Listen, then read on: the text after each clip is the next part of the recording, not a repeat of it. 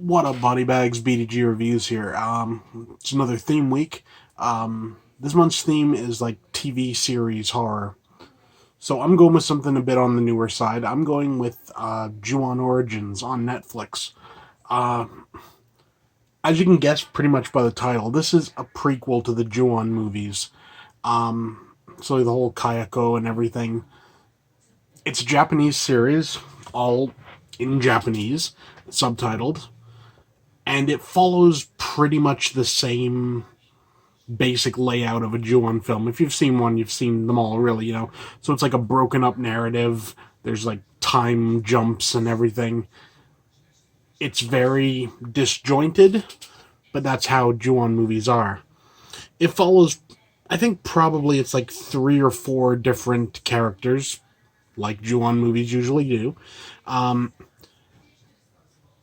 One of them is like a paranormal investigator type guy who's looking for like ghost stories and everything. One's like this girl who's like obviously troubled and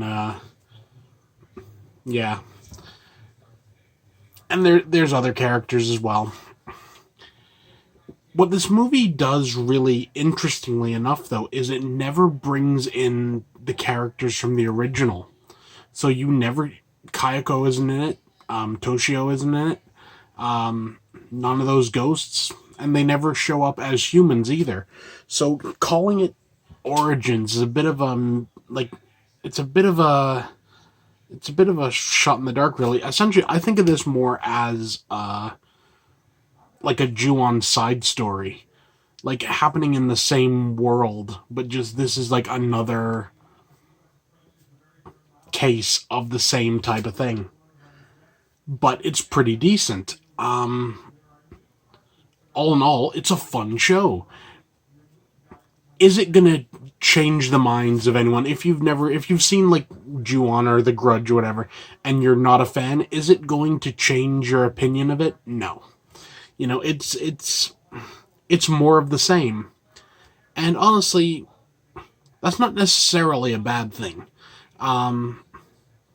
It seems with like the Ju-on story, they've found what works, and they found what the fans of that series like, and they just kind of keep doing it. And honestly, I don't really have a problem with that. All in all, it's pretty good. The acting's pretty decent all the way all around. From what I can tell, I don't speak Japanese, so I gotta work with the subtitles and everything. Everything seems to link up eventually. Nothing really well. There's one thing that seems out of place. There's some guy that just like disappears. He like literally like turns into like fire or something and disappears. I don't get that. I don't have any knowledge of that particular thing as to why that's in there. I don't know. The series as a whole, though, for a rating, I got to give it like a 7 out of 10. It's quite solid, but like I said, it's not going to win over any new fans to the Ju-on series if you're not a fan already. If you are a fan already, you'll have a great time. But yeah, that's kind of about it. So 7 out of 10. It's on Netflix. You got Netflix. It's free. Watch it. It's worth it. From what I remember, I think it's either 8 or 10 episodes, and they're all about like like half-hour type episodes, if I remember right. It's been a little bit since I saw it, but it was pretty decent. It was okay. So yeah, see you next week.